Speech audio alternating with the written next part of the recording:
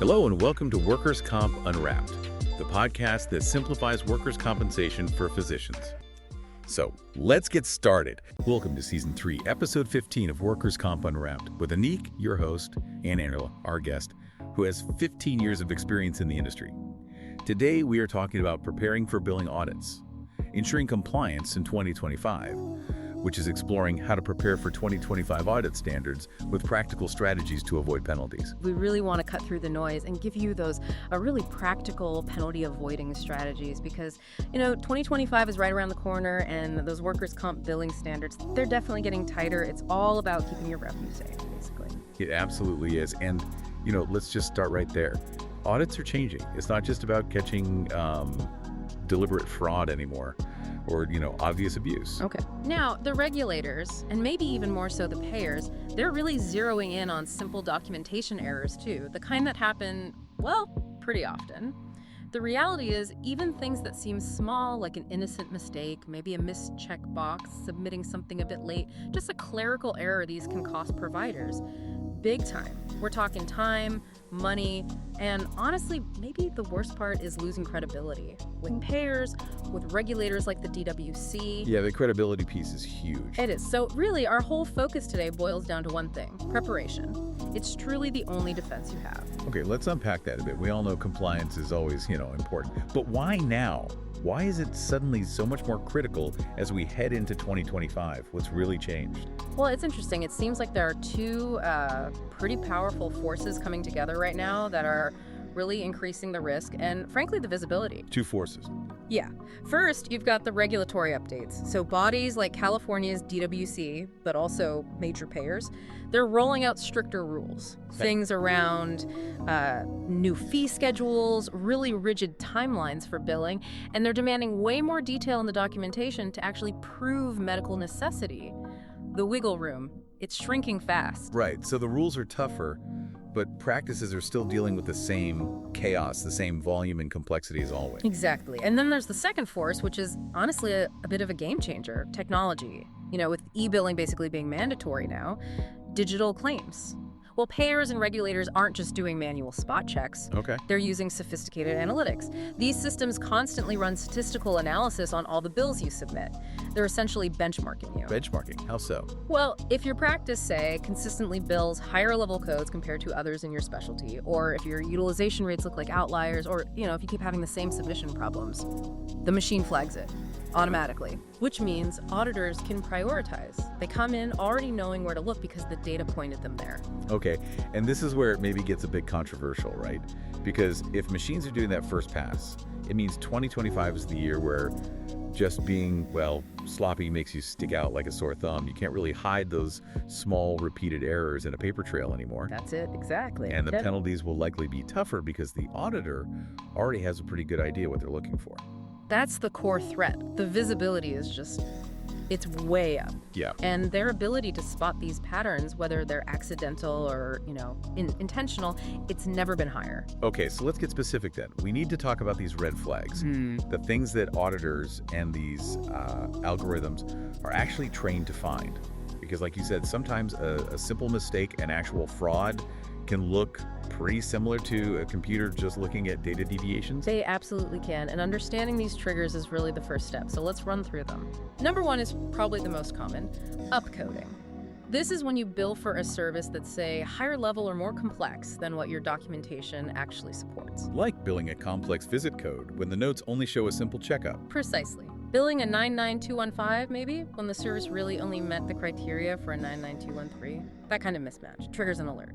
Then, number two, duplicate billing, submitting the same service more than once. Sometimes it's genuinely just a human error, a copy-paste slip-up, maybe. Happens all the time. It does, but because it could be an attempt to get paid twice, it gets immediate scrutiny. Often leads to a much wider review of your claims. 3, improper modifiers. Modifiers, those little 2-digit codes that give extra info. Auditors are getting really good at spotting when certain modifiers are misused just to try and boost the payment, especially around surgeries or services over multiple dates. And that takes some serious know-how from the billing team, right? Which can be tough with turnover and everything. It really does. Which leads us straight into number 4, documentation gaps. Honestly, this sinks more otherwise okay claims than anything else. Okay, like what specifically? We're talking missing signatures from the provider, notes that are incomplete or you just can't read them, and this is a big one, not adequately justifying why the service was medically necessary. If your note doesn't clearly spell that out, show the functional improvement goals, for instance. Right. That claim is basically impossible to defend in an audit. Got it. Necessary context is key. Absolutely. Then 5, late submissions. Filing bills after the statutory deadline. With e-billing, they know the exact date and time you submitted. Software flags late ones instantly. That can lead to denials, maybe even fines, doesn't matter how good the care was. Wow, okay. No leeway there. Very little. And finally, number 6, unbundling. This is where you bill separately for procedures that really should be bundled under one single code.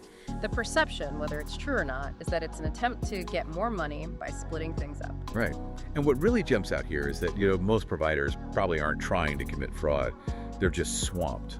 Complex rules, staff changes. Exactly. But like you said, whether it's deliberate fraud or just sort of systemic sloppiness to the algorithm or the auditor looking at the data, they both look like risks. You're either hitting their compliance marks or you're a problem they need to investigate. That's the hard truth. The result is the same. Painful reviews, penalties, having to pay money back. Okay, so enough doom and gloom about the problem. Let's pivot. Let's talk about solutions. Building that defense file, as you called it.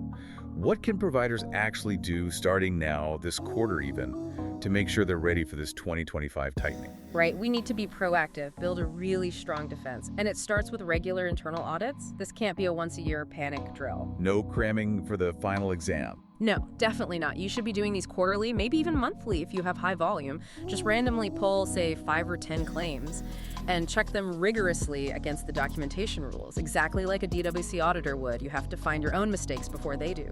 Second, staff training. It has to be mandatory and it has to be ongoing. These rules change, fee schedules update. Complacency is just, well, it's lethal in this environment. Your billing team needs up-to-date, documented training on all the 2025 stuff. Maybe even short, weekly micro-trainings on specific red flags. Okay, that sounds ideal, but let me push back a little. If I'm running a clinic and my billing staff turns over like 50% every year, how realistic is that kind of consistent, deep training? What's the biggest barrier you see? Yeah, that's a real challenge. The biggest hurdle is usually just finding the time and actually prioritizing training over just getting claims at the door. But the solution isn't necessarily, a 4-hour lecture nobody remembers. It's about building compliance into the workflow. Use short, maybe scenario-based training. Focus on the actual errors you found in your internal audits. Make it specific, make it relevant right now. Third, really focus on documenting medical necessity. This is more than just putting down the service code. Your notes have to clearly, concisely justify why that service was needed for that patient's recovery. If the notes don't show the functional improvement or why it was necessary, that payment can get clawed back. Simple as that. And linking back to the tech piece, avoiding those documentation gaps. Standardization seems like it would be critical here, wouldn't it? Oh, absolutely. So fourth, standardize templates. Use your EHR, your electronic health record system. Set up templates that guarantee those required fields, date of service, provider ID, signatures are filled out every single time. Maybe even put in hard stops in the workflow. Hard stops. Yeah, where the provider literally cannot sign off on the note until all the required parts, especially for those higher level codes, are actually filled in. Fifth, track timelines religiously. You need billing software that flags late filings automatically, like the second that statutory window starts closing. Manual tracking for deadlines, just get rid of it. The software is how they enforce it now, so use software to stay compliant. Finally, number 6, keep an immaculate audit trail. This is your claims defense file. You need organized, easy-to-search records of everything. Every bill, every EOR, the electronic explanation of review, every RFA, your request for authorization, every appeal. Okay. Ideally, this trail digitally links the treatment note, the RFA approval, and the final bill. So when an auditor asks, you're not digging through boxes. You send a clean, cross-reference digital file that tells the whole compliance story. That is genuinely practical advice, things people can actually implement. Yes. Let's game out the worst case scenario for a second. What happens when the preparation maybe wasn't enough and those automated flags do catch something systemic? What's the price of failure look like? Yeah, it's not pretty and it escalates. First, the most common thing is repayment demands. Basically, they want the money back for any services they identify as improperly billed. Just clawbacks. Exactly. Second, you can face specific fines for breaking regulatory rules. Things like consistently filing late might trigger penalties under state law. Third, and this one really hurts, are the big audit penalties. These kick in if your error rate goes above the threshold set by the DWC's performance standards. Exceeding that says systemic problem, and that triggers deeper, much more expensive investigations. Okay, that sounds bad. And then the ultimate worst case, a referral for fraud investigation. And I really need to stress this for everyone listening. Even if you're ultimately found innocent, fighting those battles, it just destroys your resources. Staff morale tanks, your credibility takes a massive hit. Profitability plummets, even winning costs a fortune. Yeah, that's the kind of stress that makes people suddenly very interested in remote work opportunities. Maybe in countries without extradition treaties. You know, it's bad when your billing office hears the word audit and immediately starts Googling flights to Mexico. Or maybe starts wondering if they can return that fancy new espresso machine they just bought for the break room, because the budget might just, evaporate. The anxiety is definitely real. The stakes are incredibly high. Seriously though, those high stakes demand that kind of meticulous attention. That ounce of prevention, having that solid defense file ready, is worth way more than the pound of cure, especially when the cure involves lawyers and auditors crawling all over your practice. Absolutely. If there's one core message today, it's this. 2025 means stricter enforcement, and it's powered by better technology. The only way to safeguard your revenue is to be proactive, stay organized, and treat compliance not like some annoying chore, but like a fundamental business function. You have to get ahead of those audit algorithms. So, okay, final thoughts.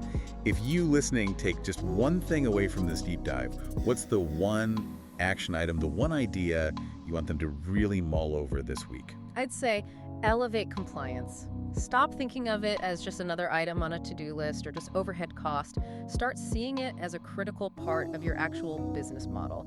Bake those internal audits, that staff training, into your core financial planning, your operational strategy.